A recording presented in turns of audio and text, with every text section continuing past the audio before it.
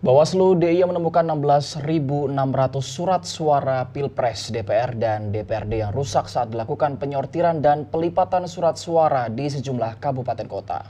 Surat suara yang rusak tersebut direkomendasikan untuk segera diganti sebelum batas akhir sortir dan lipat suara.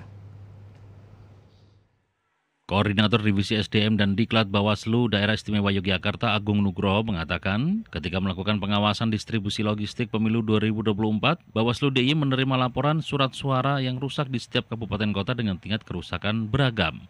Untuk itu Bawaslu merekomendasikan agar segera diganti oleh pihak pemangku kebijakan, terutama KPU.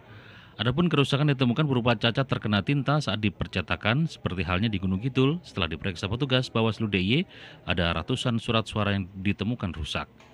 Meskipun jumlahnya tidak banyak, Bawaslu DIY meminta agar surat suara yang rusak untuk segera ditukar, terutama surat suara Pilpres. Sedangkan untuk proses lipat suara untuk DPD, DPRD tingkat provinsi masih dalam proses lipat kertas suara dan masih dihitung jumlah kerusakannya.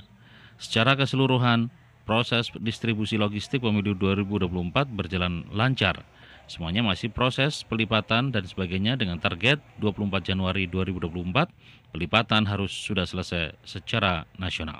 Berdasar data pengawasan kami, data sementara untuk surat suara rusak berkisar pada angka 16.630 untuk semua jenis surat suara baik Presiden, Wakil Presiden, DPR RI, DPRD Provinsi, DPRD Kabupaten Kota.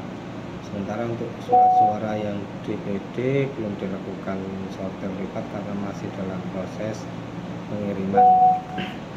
Proses distribusi logistik pemilu dilakukan 2 tahap, yakni 13 September hingga 11 November 2023 berupa bilik suara, tinta, kotak suara, dan sebagainya.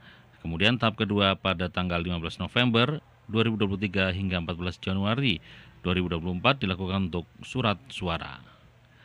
Demikian Agung Nugroho dan Ari Feriawan, TVRI Yogyakarta melaporkan.